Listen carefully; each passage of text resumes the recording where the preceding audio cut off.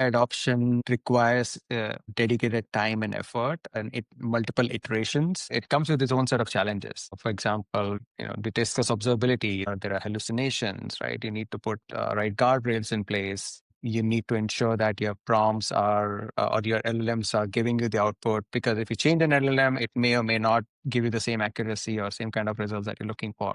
Having the test-driven development mindset is also important. So I think those are things that customers are learning the hard way, right? There is this S curve, right? There is a hype curve, and then there is realization that yes, there is technology, it's going to solve our problems, but it does require some due diligence. So those are some of the learning that I'm seeing customers now figure out as they mature in this journey, adopting journey. Welcome to Alexa's Input AI, the podcast where we decode the fast-moving world of artificial intelligence, digital transformation, and cloud-native innovation.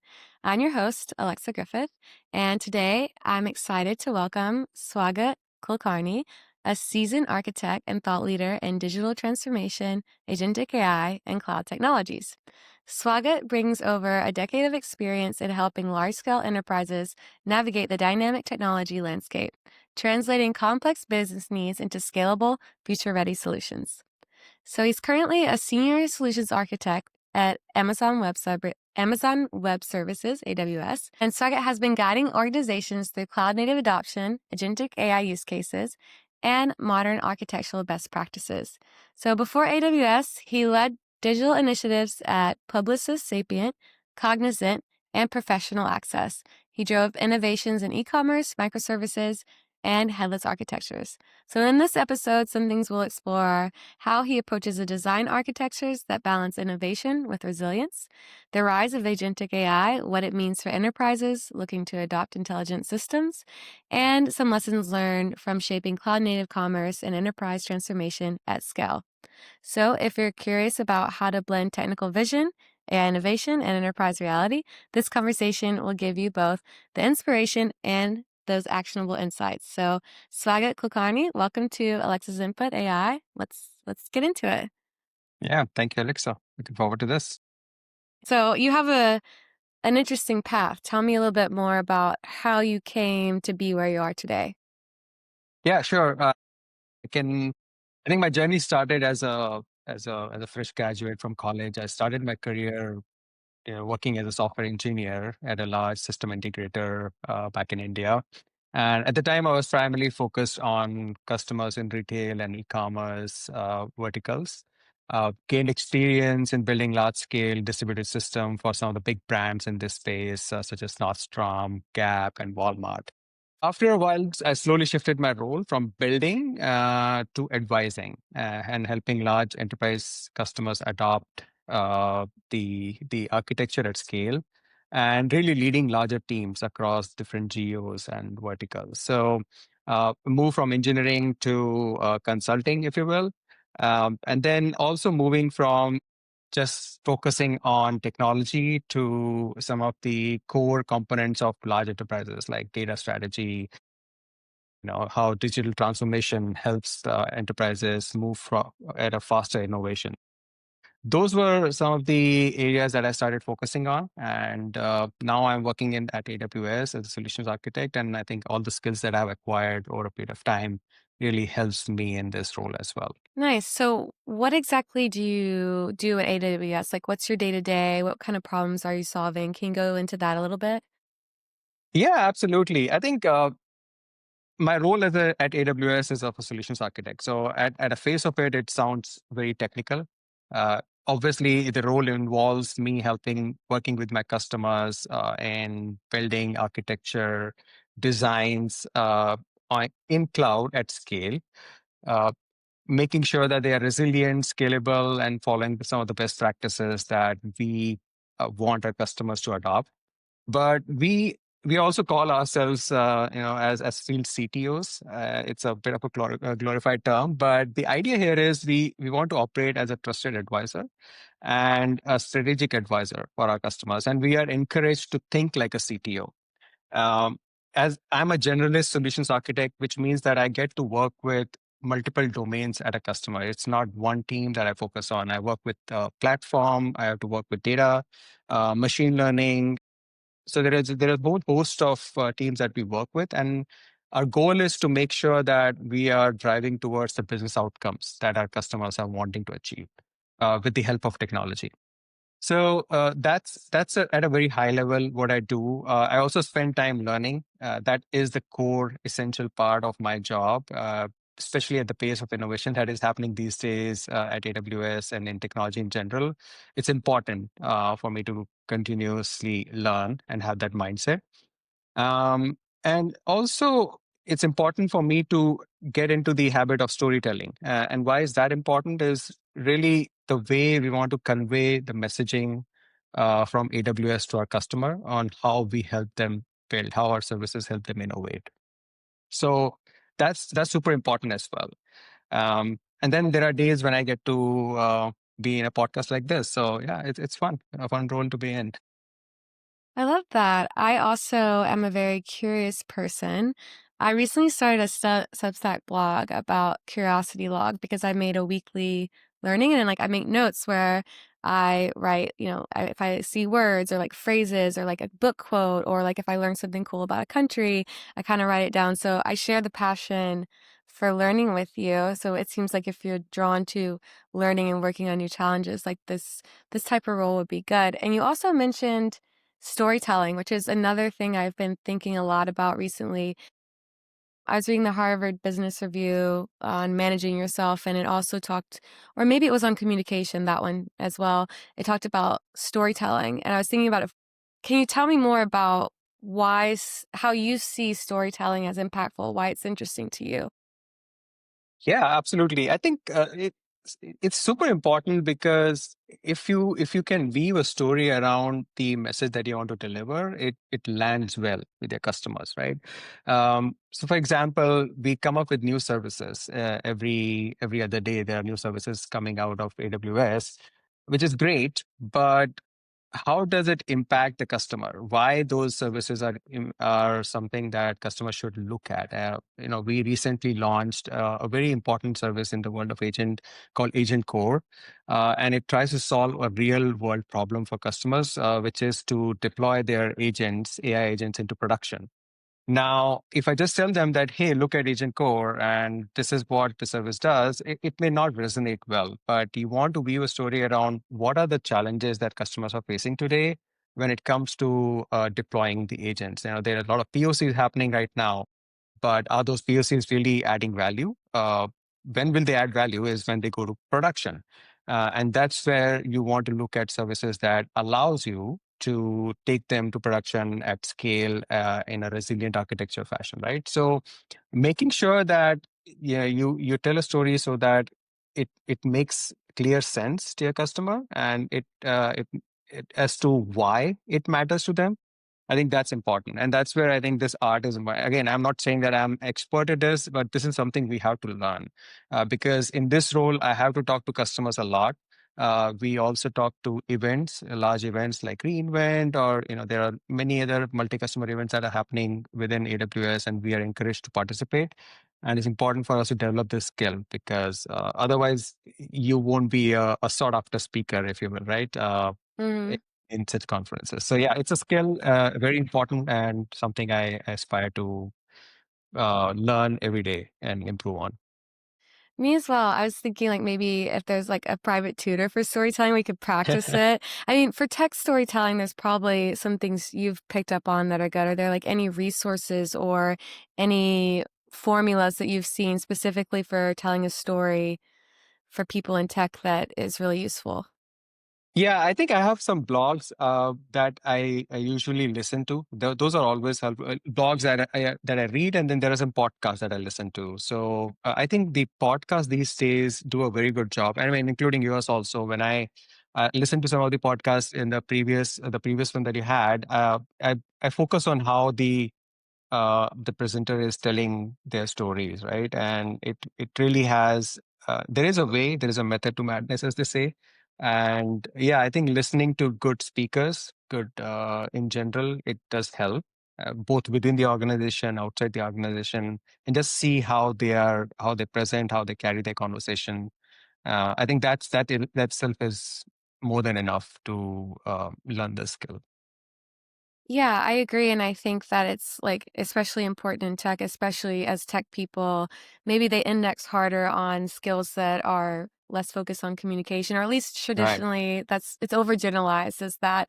And that means that it's all the more important because if you can tell a story about why your tech is important to people who don't understand it or know that can make decisions on it, like Hmm. that's very important for your job. And it's a really important skill to have in engineering. So yeah, I mean, I think it would be cool. Like, I'm also interested in storytelling. Maybe we should like do some research and like write a joint blog Absolutely. on the art of storytelling in tech. You know, like that's something Yeah. I would be interested in because it's funny you mentioned it because I've been thinking about it a lot. How it's a good thing even if you're talking to your friends how to tell the story Hmm. correctly too, like in an engaging way that people don't get lost. You know, and it's definitely something I've like even being a podcast host. It's like one of someone who's been my old mentor has been listening for a while. He commented like 2 years in, like, you've gotten a lot better. And like, although it was a Mm. compliment, it's like, yeah, it takes practice. And I know I still have a long way to go, but it's the communication is a skill to be Yeah, learned. I think just to add to that, I think it's just putting yourself in a spot where you are not comfortable. If you are uncomfortable, you will learn, and I think it's all about practice. It's developing those. It's the rewiring of your brain in a way. So Mm-hmm. yeah, I think the more you put yourself out there, I think the better it is. Yeah, discomfort and those situations definitely permit for more growth. I agree with you. To backtrack a little, I want to get into AI and ML, which you were talking a little about storytelling, but you have a tagline on your LinkedIn talking about like learning and what you're interested in as well. You mentioned digital transformation. Can you Mm-hmm. tell me a little bit about, what that means to you? Yeah, it's a very loaded term, to be honest. But I think for me, it means creating agility in an organization, right? And it's creating agility in both technology and people, right? So it's as much a cultural shift as technological. And some of the major digital transformation projects that I have been part of, the key here is to have an executive buy-in, and it has to be a leadership decision, which acts as a forcing function for organization to change. Right. So as I said, it's all about creating agility, bringing the mindset of innovation within the organization, um, and I've seen that there is inertia because people are used to working in a specific set of processes, and it's hard for them to change, and it can be painful. I'm not saying it's easy for digital transformation to happen, but once it's done, it really helps bring the speed, the innovation, as I said, in the organization, and the leaderships and the people start seeing the results, right? But it's important to set clear definition and boundaries and end goal for each team, so that they know they have the autonomy and independence to work, right? Uh, which doesn't mean that they work in silos. Obviously, it's actually the other way, right? It's all about breaking silos, but it's still important for have teams to own their own set of domain, right? And we talked about microservices and domain-driven design, and all of that plays into this whole transformation journey. So yeah, I think that's the core here, to define the scope, define the boundaries, and make sure that each team owns what they're doing. And then it has to be data driven. I think digital transformation cannot succeed unless you follow data, right? I'll tell you a story because I've been part of few transformation projects in my past life as well. Uh, we were doing this transformation for a large company in a retail space, and one of the things that they decided to do is every services that the team owns has to publish metrics and data, for every API call that goes through it. And what that means is and that data will get collected into a centralized location where it can be monitored. And that gives real time visibility for anybody, for SREs, for leadership, to make sure that they're tracking the KPIs, and anything that is going out of the way is immediately flagged. So, super important to know that data is at the core of any transformation project, and that really helps in driving the transformation to success. So yeah, I think it's a lot of processes. It's people, tech, process, all of that put together that really makes a transformation project a success. Not all of them are successful, but there are reasons for it. But yeah, I think those are some of the areas where I think customers should focus on when they think about transformation.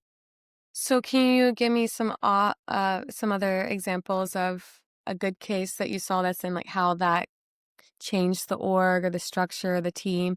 You mentioned that like adding metrics. I didn't know if that was with the first step in a project or what is it they went back as an organization and thought, okay, we need to add more metrics because doing it after is also hard, but having it in the beginning is a very important thing as well. Yeah, I think so. The way I think about this is, as I mentioned earlier, right? It's all about defining your domain, defining the clear boundaries for each team that are participating in the transformation project. So, and then right from get go, you should know what's important for your service that you're working on. What are the key KPIs that you are wanting to achieve, the SLAs or latency. It could be a latency number and such, right? So all of those needs to be clearly defined and then published. And I think some of the successful transformation projects that I've seen happen is where, like as I mentioned, it has to be a top-down approach. If you don't have an executive buy-in, it will fail. It is bound to fail because there is always an inertia built in into an organization, and there are teams that will push back, and unless that there is a forcing function, doesn't work. So yeah, I think that those are the things that are super important when you think about a transformation project. Have you ever seen a transformation project that was successful from the bottom up, as in, say, a software engineer came up with it and was able to get buy-in from executives, and then maybe it was top down? Like, how did that work if you ever saw it? Um, I I know I have not come across something like this because typically the project that I've worked on, those are large scale transformation, and that doesn't happen in a silo with one team coming up with ideas. This has to be an approach. It's not a big bang approach, but it still has to be methodically done, and it has to be laid out such that each team member within an organization is aware of what's happening. So I personally haven't come across this situation. Typically, it's always been a case where there is a mandate from the org that they have to make changes, and the teams follow. You know, like, we need to stop having incidents. We have to measure everything and not like Yes. go do a better job. Yeah. Which is a problem. Valid. I've seen that before too. You spoke earlier when we first started talking about storytelling, and I wanted to get back to it about agentic and telling the story to show that's actually useful. Can you talk more about that, those experiences you've had about agentic AI, how people are using it, how the storytelling for that is going?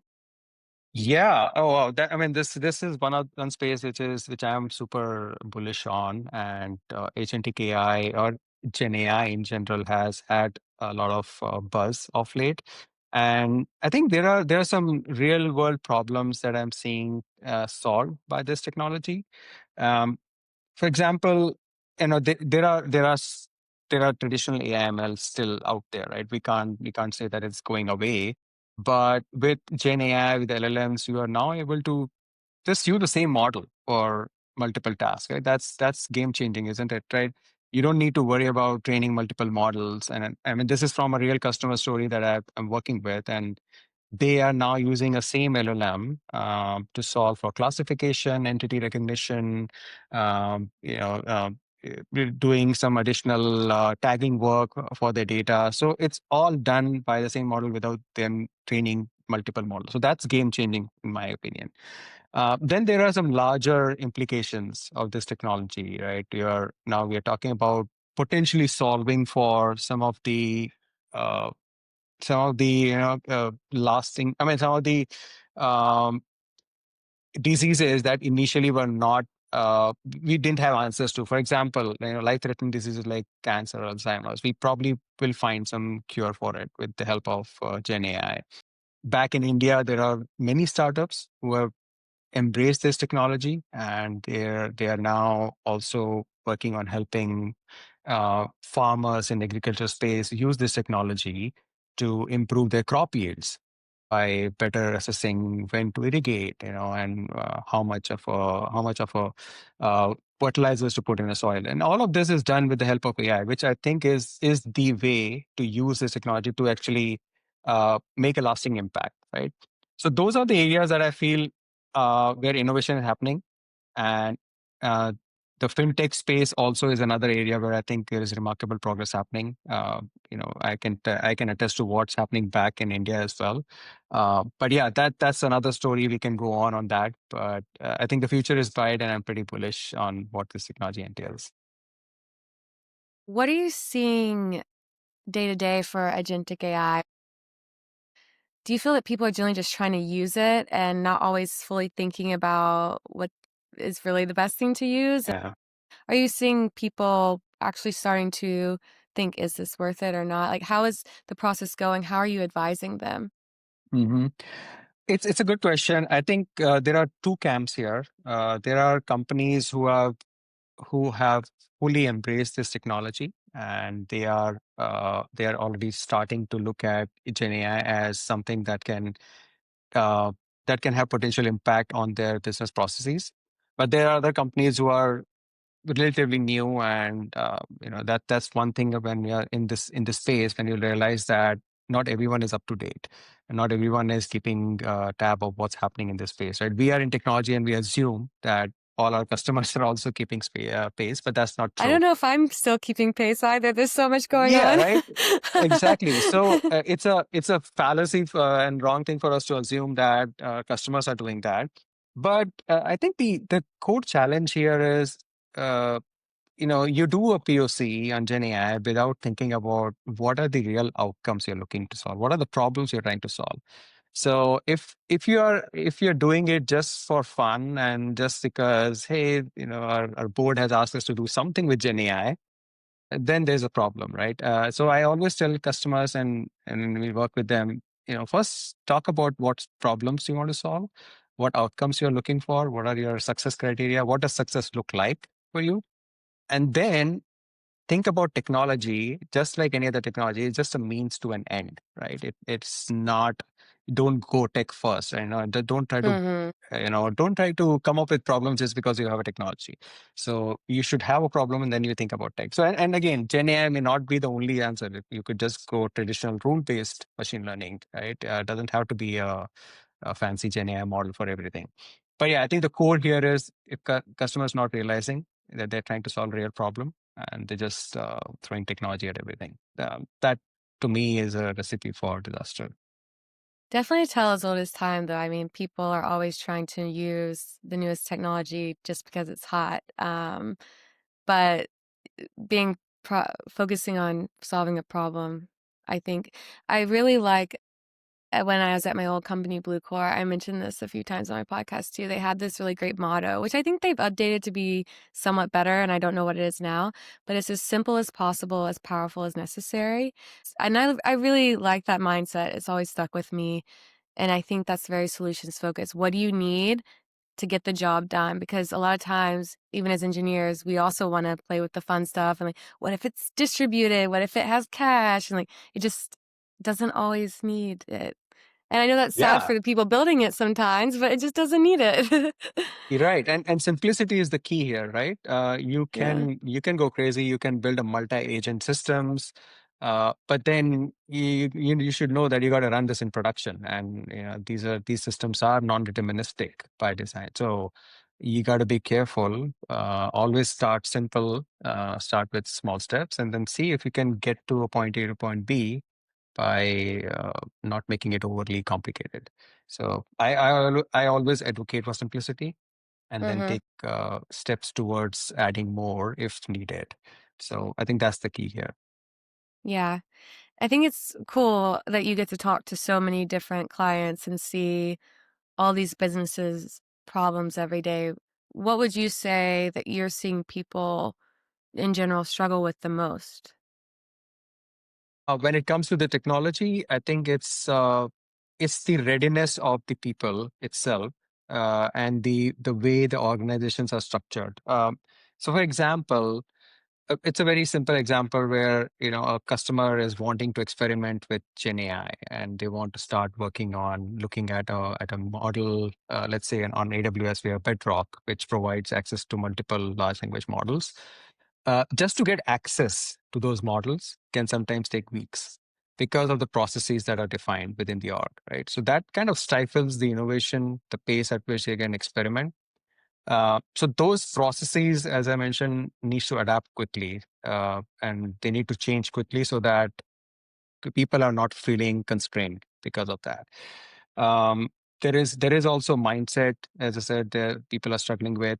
And the other thing, even if you get past all this, the core of this is the data readiness, like how good the quality of your data is when it comes to using it with Gen AI, right?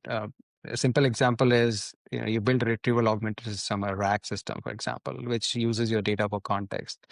Like if you don't have your data ready in a format that a LLM can understand, I mean, you really can't go anywhere with that, right? So uh, I think looking at the data, looking at how ready it is to be consumed by LLMs is, do you have all the right data at the right place? The quality of it, all of that matters a lot when it comes to developing any solution. And then finally, customers are thinking Gen AI as something like a magic wand. It's something, it's just plug and play. It's not. It's an iterative process, right? And it takes time. You have to think about this as any other development project, right?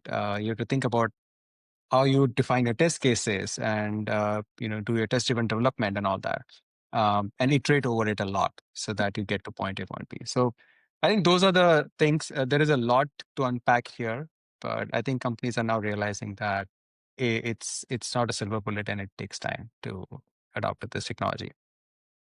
Yeah, observability is definitely an area that a lot of people are struggling with, I think, when it comes to agentic and LLMs, because, like you said, it's non-deterministic, where as before we kind of had we had a good idea about the input and output we would get at the rate of the request. But now, per rate of request, we don't know how many tokens we will Hmm. ingest, how many tokens we will output. Based on that, it could be different every time.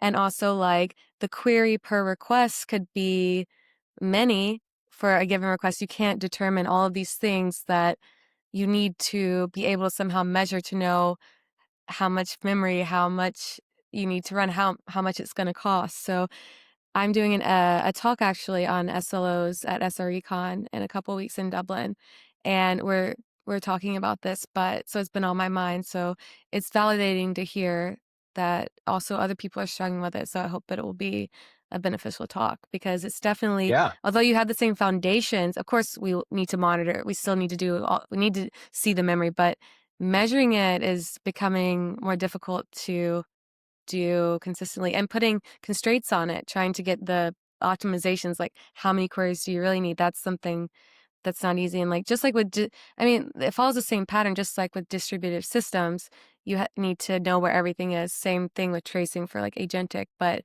the context and everything, I think it just becomes a little bit more complex. Right. And the core and the most important thing to note here is that it does require a different set of capabilities to run an agentic system. You mentioned observability, that's core, right? You want to know what the agent is thinking and how it is coming to a conclusion, right? All of that needs to be logged and be available for someone to audit. That's super important. Then there is a need for memory, right? If you're building a chatbot, you need to have the concept of short-term and long-term memories to store that data, to retrieve it later, to generate hyper-personalized experiences for your customers. You need a And runtime latency. that, Yeah. yeah, of course, and latency, right? You need a runtime to run your agents, long-running agents, which can also support session for your customers. So, and then something like a gateway. And I'm talking about all this because those are some of the capabilities that we at AWS are focusing on this year with the launch of this agent core. And these are the problems that we want to solve, where we want to give them the building blocks to develop any agents or agentic systems. And customers don't have to worry about building this. Just focus on your business, your problems that you want to solve, and leave the rest to the cloud provider, right? So that's the idea here. But yeah, Yeah. it's a complex ecosystem that you have to build if you don't use these services. Yeah. It's definitely something that's nice about being able to use cloud directly. So, in your experience, speaking of AWS, what are what feedback are you getting from your users and clients about what they like about AWS maybe compared to other providers?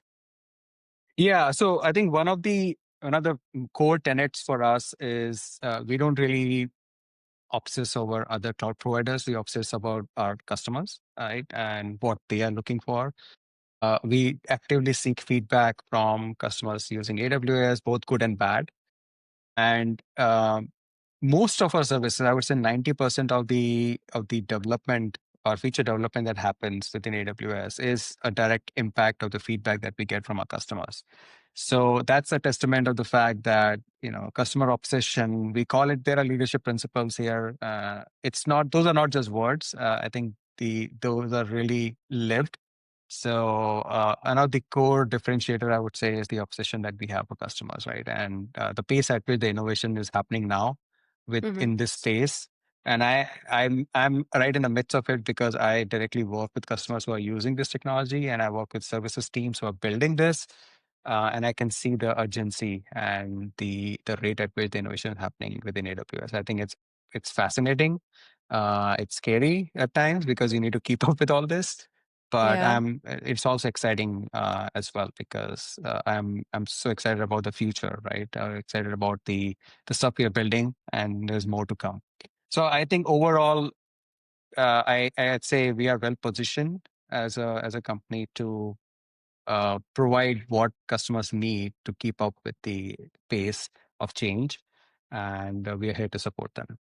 So you say something that people appreciate about AWS is the customer focus and support that they give. Yes, yeah, I think those are, and I say this because I hear it with by working with my own customers that Mhm. the kind of effort we put in building trust and building a relationship with our customers is something that typically they don't see with other vendors. I think that's a great feedback that I always seek to receive from my customer, and that's something which keeps me going personally. Nice. Yeah, I mean, you're at the intersection of it all. It's definitely a great place to be and great timing. You mentioned some of the y- things people are struggling with. And I want to ask you also, what do you see people succeeding with? So maybe to play off the struggles, those same things that people are struggling with, what do you think differentiates the people that are succeeding with that? The people who have organizations with good mindsets that can rapidly evolve, like at a large scale, can rapidly evolve and implement change. What do you think is different about them? Yeah, I think it just ties back to the processes and the mindset that organizations has built. Like, you think about companies like Uber or Airbnb, they call themselves a technology company first, right? They have a technology mindset, and that's the mindset they want to foster. So companies who are tech first and ready to adopt and be willing to change, right? And be willing to change their processes and mindset. I think those are the ones who are the ones who will take advantage of this shift that is happening, right, in technology. So it's clear to me that leadership is important. The leadership has to have the mandate to make rapid decisions, to make sure that their organizations are aligned. If there are any blockers, they should be called out, and it should be a way for uh, people to report any blockers right up the chain. I think that's also important because as organizations grow, the complexity is also built. There are some archaic processes that gets built, and nobody cares, right? Because it's just been there. That doesn't mean that it's right. So it's important for those organizations to quickly address that, and that's where the leadership comes in, and they should be able to they should hear what people at the bottom are saying and then make those changes that are required. So yeah, I think that really differentiates an organization that does well with the ones who are just laggards in the space. Yeah, and as you mentioned about things changing so quickly, the speed at which people are developing is faster. The ability to change and adapt is now more than ever really important for getting your products out. So it seems from what you're saying that it's a lot of a people problem? Are people willing to push through and say, okay, let's just like get this done and let's, make a new process to streamline this? Are they saying, well, we have to go through here, through there, got to get this approved, and then we got to check on this Exactly. thing? Yeah, yeah. Um, yeah, I get that. It it's a big cultural shift, probably. Hmm. Yeah, absolutely. I think that's the key here. More often than not, I see the people and culture that is the blocker for any innovation, Hmm. rather than, because technology is always there and it's always going to progress. It's the people Yeah. and process that matters. Yeah, that's a good point. From talking to your customers, what are some things that recently maybe surprised you or a learning experience that you've had recently? Yeah, I think as I mentioned earlier, right, the thing that surprises me, and I think I called this out earlier as well, that not every company is as fast moving or is aware of the changes that are happening in the space of AI or ML that we think, because we are also in the same space. We think that everybody is also catching up. So I think that always surprises me and keeps me grounded, right? I don't want to go with an expectation to a customer that they know it all. Uh, I go with a minimal expectation if I'm talking to a customer, and if they are, that's great. Then we just build on it, right? Uh, and then there are other spectrum. There's different spectrum where companies are already leapfrogging, and they are adopting at a scale that even we are. It's hard for us to catch up sometimes. They are exploring both cloud, they're exploring our partners, and they don't want to slow down, right? What's good about this space in general is the pace at which these new startups are coming up and the innovation that is coming. Just the other day, I was talking to a partner, which is, and their focus is very niche. So their focus is building inference at scale and at a faster pace, right? So if your company is looking for LLM inference, but with a super low latency, you probably want to talk to this partner, right? So that's just an example of how rapidly this space is evolving, how partners and startups are evolving, and that always surprises me, right? The problems that they're trying to solve with this technology. So yeah, I guess every day is a learning day, and then you learn something new talking to customers. So yeah, that's always fun. I'm kind of jealous. I feel like that's such a fun job. Do you take a log or kind of a study of all these differences of the people you talk to? I feel like it could be a Oh good well, study, if you yeah. like kind of wrote notes and like asked the same questions, like, oh, how do you deal with this or that? Like you're in a perfect position to have a holistic study about how people are implementing tech. Yeah, and it's funny though. Within the organization, also there could be teams that are ahead of, team Mm. A could be ahead of this versus team B. Or orgs. Like Even orgs are like different orgs. companies almost. Yeah.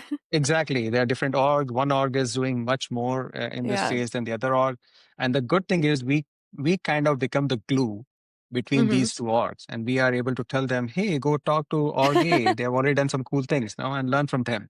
And that Isn't that that crazy? yeah, so but then I love it because then we are able to be that the thread, the glue between these two, and then we are able to push the innovation. And now it's like a competition between the org. Like if they do it, then we should also do it, right? Yeah, So no, that's I always get fun. that. It's a there are fun dynamics in larger Yeah. companies. I think not knowledge sharing, doing it well, is still a really big problem that's hard to solve because too much is uh, not productive for engineers' time, not enough, and you have people doing the same things, and that's not very productive for the company. I don't know if you've seen anyone be able to find a good balance. I'm sure, like, if people aren't aware of orgs that are doing same things, then that's an example of that. Although it's Right. natural to happen really big, like Bloomberg, for instance, like it's so big, probably that happens a bit too. Yeah, Mhm. I wonder if you've seen any examples of people who are knowledge sharing where well, and they're like, oh yeah, we know what they're doing. Yeah, I think it's again back to the culture of a company. If there is a culture of knowledge sharing, and that's something we at AWS embody, I would say, because we are encouraged to disseminate our knowledge by different ways, by maybe writing a blog, so writing code samples, and then Mm-hmm. sharing with your teams, and not just within your team. Share it with other orgs within AWS, or take it to different geographies, right? Not just North America. So I think it's a cultural thing also, and again, it always takes time. That's something that always takes time to change the culture of a company.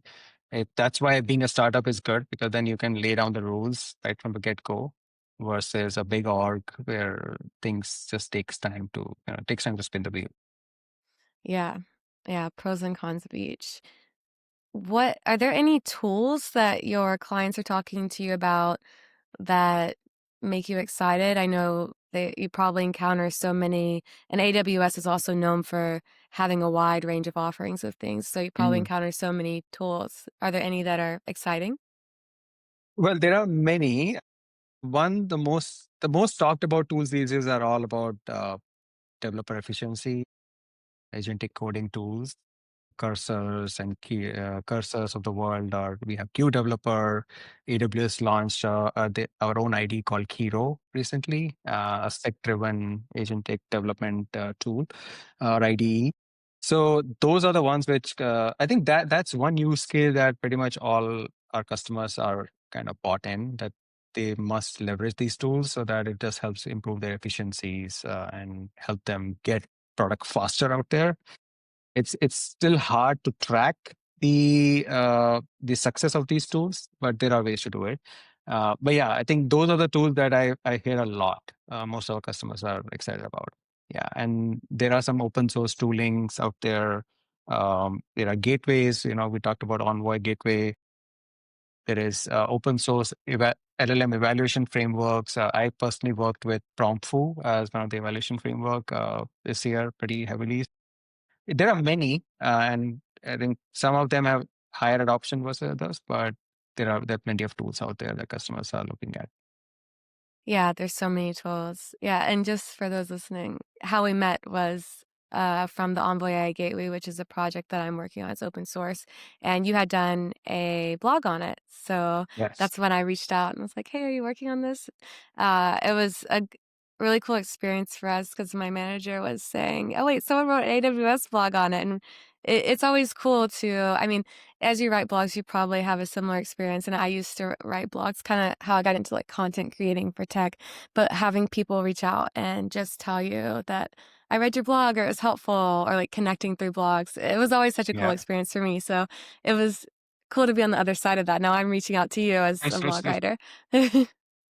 Yeah, that's always fun. I think I'm a big believer of open source technologies, and I think that's one of the technology that I really am excited about. Yeah, same. So, what do you think are, some of the early misconceptions that people are having about adopting AI? Well, I think the misconceptions kind of we covered it a bit. The fact that this is a silver bullet, right? And I mentioned this earlier that it's not plug and play. Uh, AI adoption requires a dedicated time and effort, and multiple iterations. You have to be. It comes with its own set of challenges. For example, we discuss observability. There are hallucinations, right? You need to put right guardrails in place. You need to ensure that your prompts are or your LLMs are giving you the output, because if you change an LLM, it may or may not give you the same accuracy or same kind of results that you're looking for. Having the test-driven development mindset is also important. So I think those are things that customers are learning the hard way, right? There is this S curve, right? There is a hype curve, and then there is realization that yes, there is technology, it's going to solve our problems, but it does require some due diligence. So those are some of the learning that I'm seeing customers now figure out as they mature in this journey, adopting Gen AI. And as you're working with these enterprises to adopt AI, how can you tell me more about the process where you help them design this architecture that they need? How do you balance innovation with resiliency and reliability? Keeping it simple but as powerful as necessary. How do you help them with that?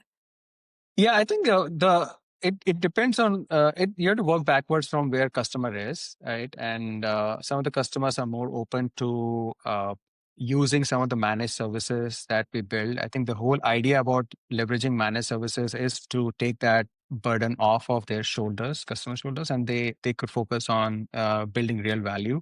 So working backwards from customers, are figuring out what their current state looks like, how willing are they to adopt newer technologies, newer services, and then based on that, we kind of build our story, right?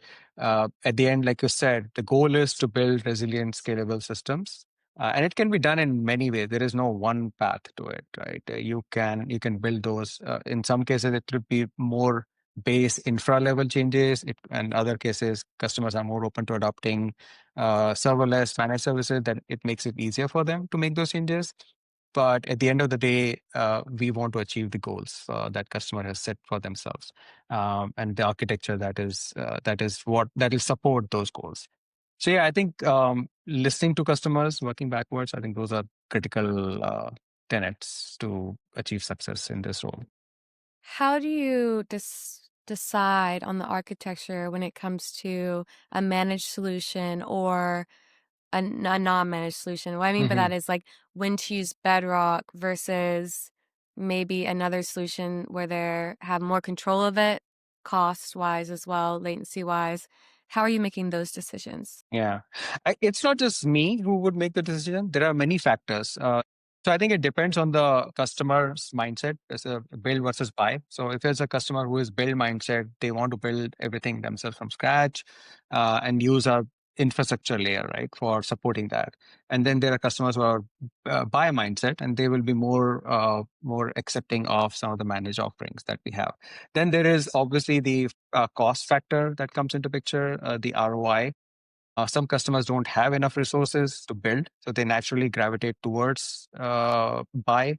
So I guess my point here is it's not just one factor. There are multitude of factors that comes into making that decision, right? And we always help our customers come up with some ROI calculations, cost, opportunity cost. If you build yourself, this is the time you will spend, and you'll lose that opportunity to actually do meaningful work. So all of that comes into picture. At the end of the day, customers decide what's best for them. Right? So that's how it goes. So you work with them to you collaborate, you create an architecture. Okay, they go implement it. What is the process like after that? Do you have a feedback loop of how well it did? And, Mm. is there anything you've learned recently like, "Oh, we did this, but actually maybe we should have taken another route," and now have you updated your process or from this feedback? Yeah, there is always scope for improvement, right? So there is, as part of our role, we are required to continue to evaluate the customer workloads, we call it, or customer projects, and make sure that they're following some of the best practices guidelines. A well architected framework, as AWS calls it. And there is a set of questionnaire. There is a way to audit it. I don't want to call it audit, but there's a way to evaluate the architecture, right? And there is always scope to improve. We may be coming up with newer service that is better fit for the use case than what it was when they built it. So we recommend that, right? And then there are ways to again improve the latency, improve the resiliency of that architecture. Maybe go multi-region if needed, if your SLAs and SLOs are not met. So the long story short is that yes, there are mechanisms in place that allows us to go back and review customers' architecture posture and make recommendations, right? So yeah, I think that's an ongoing process that never stops. That's part of our job. Yeah, so you have a continued relationship with the Hmm. client after the initial. Yeah, that makes sense. Another part of your job seems to be the open source, blogging, tech sharing part of it as well. Can you talk a little bit about how AWS sees value in these things? Yeah, so as I said, I'm a big believer in open source myself. I think it's a force multiplier. It unlocks a massive innovation. And at AWS, we have embraced open source technologies. Like there is technologies like OpenSearch. We have observability tooling like Prometheus, Grafana. The agentic frameworks like LangChain, Crew AI, LangGraph. All of those are something which we have adopted. The MCP framework that recently came, right? It's been a we have adopted that in a big way. Uh, We also offer managed versions of some of these open source services so that customers can easily adopt it if needed without worrying about managing day-to-day operations of it. But yeah, I think me personally, an example I'll give you is I was working on a project with this new open source tool called PromptFu, and we needed a new feature so that the framework supports models that are hosted on SageMaker. Now, if this were to be a service from a cloud vendor, it would have probably taken months to come out, right? But all it required from us is fork that repository, right? Use vibe coding to generate a PR in a week, and within 2 weeks that was live and ready to use. So that's an example of how quickly you can iterate with open source, because it's just unlocks and they just removes all the barriers, right? So obviously you have to have some PR process, review process in place, but it just makes it easy because you make it available to the whole world. So I guess that's my belief. Yeah, that there's a lot of potential, and I will continue to focus on open source in the near future. It's great that you get to experiment it with it as part of your daily job. I mean, that's so fun. I'm sure you get to interact with a lot of open source projects and read a lot of getting started docs. And I'm sure that you've noticed that some are easier than others. So, Hmm. what would you say are some that are surprisingly good and easy to get started with? And why do you think that's the case, maybe compared to others Well, that aren't? Mm. yeah, I guess the core here is the how quickly you can launch a service, right? As an example, like I keep coming back to PromFu and then LangGraph. I think LangGraph, LangChain has built an extraordinary documentation out there. It's pretty intuitive with lots of examples, Yeah. and then there is getting started guides, right? That can give you a way to get your hands dirty real quick. So some of the best open source projects, I think they spend a lot of time on their documentation and think as someone who is new and doesn't know much about that technology and why we should use that technology, and make it as simple and easy to explain as possible.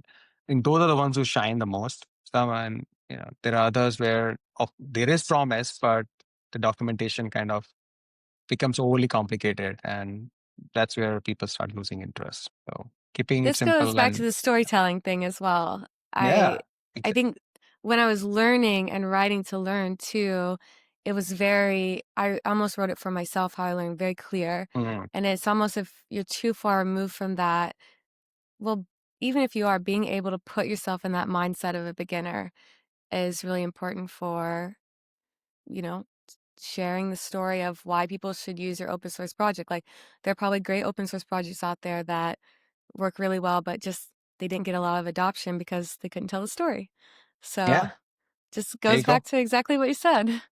Yeah, absolutely. Storytelling is the key everywhere. Yeah. So, you mentioned vibe coding. Do you vibe code personally? Like, do you have A lot. any? Yeah. Yeah. I What do mean you that use? I mostly use QCLI. Of course, I mean I use Q because we have AWS, and AWS offers us this technology, and we could use it for free, obviously, because we are the employees. But yeah, I think there is a lot of promise in this. The thing I like about vibe coding is the pace at which it can churn up code samples. Right, it's unbelievable. Right, the other day I was talking to Like, a create a customer, and they're demo. looking create a demo. Yeah, I was talking to a customer. They were talking about a demo, and like 2 hours or 2.5 hours, I was able to build one and just ship it to them. And they were surprised, and they said, "How do you do it?" I said, "Vibe coding." Like, okay, this is serious. So, and that's the power of vibe coding, right? So I love it. I do it pretty much every other day for some project or the Wow. Yeah. other. But and I think that this is game changing, the technology there, right? Just natural language, use your natural language, and your agents will build your code. Have So it's you gonna pushed anything to production or an app store or anything? uh not yet.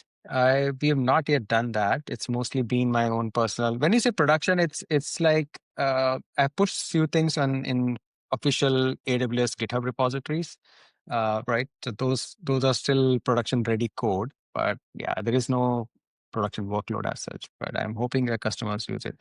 Obviously, there are some caveats to using vibe coding because you still need to have all the checks and balances in place. Uh, but I believe that will happen eventually. But this is a great way for people to prototype, demo real quick. And you don't have to be a technical person to do this. Right? That's the key. I mean, I can't believe how in the past year or even less, how much better like AI has gotten at helping me to code, not just Vibe. I mean, I what's Vibe code really, but Copilot and how much better Yeah. it's gotten at writing tests. Usually it would take me like, there are these reports about how it can take engineers longer to use AI Hmm. sometimes, and that was so true for me a few months ago.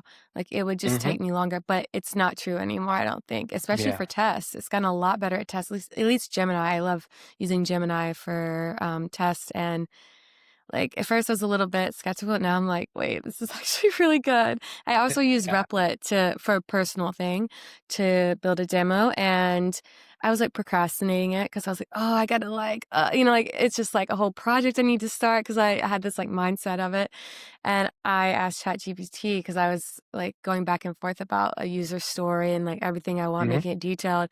I asked ChatGPT to make me a prompt for Replit that's as detailed as possible about Wow. everything I need. And it did, and it made me a perfect demo of an app that was like, you can upload pictures, you have a profile, you know what I mean? And like, There you go. not that long at all. And I was like, wait, this is great, but also, why am I kind of scared? Yeah, I don't think you're gonna go back to the old ways of working anymore. Yeah, No. that's for sure. Yeah. It was embarrassing though. I This is had a comment on a PR and open source, and I had used Gemini to, I'd used Gemini to make a test, and it made a comment. This is where you should fix your code. You know what I mean? I was like, so I was like, can you remove this robot comment? I was like, oh no, I feel like for some reason it's like slightly embarrassing, even though everyone's yeah, doing it. yeah. I felt like I was out. Yeah. Too good to be true. Yeah, exactly. Well, I just have a few quick fire questions before we end. That's all I have. Thank you for coming on. So, the first one is one underrated AI tool or library that you love. Um, I would say it's not underrated. LangChain is fairly popular now, but AWS has come up with with its own agent framework called Strands. I think that is still Mm. gathering some popularity, but it's very promising, and I would request you viewers to check that out. So yeah, Strands is one framework that I would think it's still underrated, but has promise. Cool, I have to check that out. Hmm. A book, blog, or thinker who has influenced your architectural thinking. I'd say Martin Fowler for his Agile Manifesto. That has had great impact of my how I think about architecture and domain-driven design principles.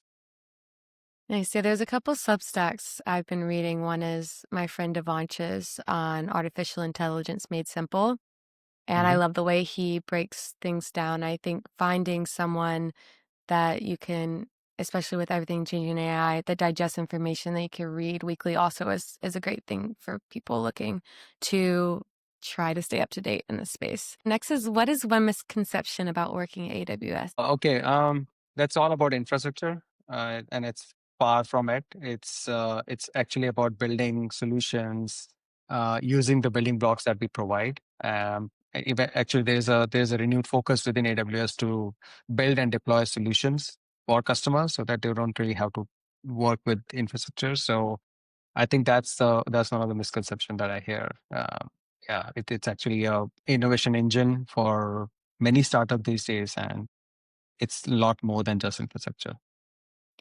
Yeah, that makes sense. I think for me, outside looking in, I thought AWS was very regimented, very frugal. I know that's one of the values, or I don't know if value Hmm. is the right word, but that the The company leadership culture is. But principles. Yeah, yeah, yeah. and not necessarily that collaboration would go against that, but I think for me, what I was surprised is when I went to AWS Day2, how collaborative everyone is. And maybe it's just ignorance as far as not like being as involved in AWS stuff. But I think for me, it seemed to kind of go against, but you guys seem super collaborative, involved in giving back to the tech community, writing about open source, writing blogs to help people. So that customer, it makes sense now with that customer focus that you guys have. So that's what I would personally say. Yeah. So finally, what is one last message you would want to share with our listeners that are building the future of cloud and AI? Well, I'd say stay curious, keep building, learn to unlearn and relearn. I think that's important. Otherwise, if not, then you risk becoming irrelevant. So those are the things that I would say are super important. So always be learning and evolving your mind. That's a great takeaway, That's I great. think. Yep. Awesome. Well, thank you for coming on. All right. Thank you, Alexa. This was super fun. Loved it. Thank you for listening to this episode of Alexa's Input. Make sure to subscribe so you know when the next episode comes out. Also, you can follow me on Twitter at Alexa's Input.